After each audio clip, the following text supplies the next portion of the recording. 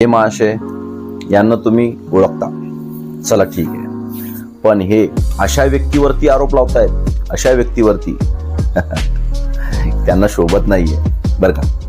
माननीय बच्चू कडू यांच्याबद्दल बोलताय तर तुम्ही बोलताय ठीक आहे, तुम्ही काय अभ्यास केला, काय जे केलं ते ठीक आहे, पण तुमच्यामध्ये क्षमता आहे का तुम्ही जे बोलताय त्याला सिद्ध करण्याची?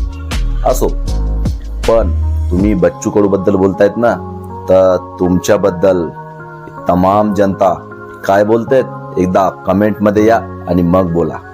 ते काय बोललेत ते आपण व्हिडिओ मध्ये बघूया, तुम्ही त्यांना उत्तर द्या कमेंट मध्ये.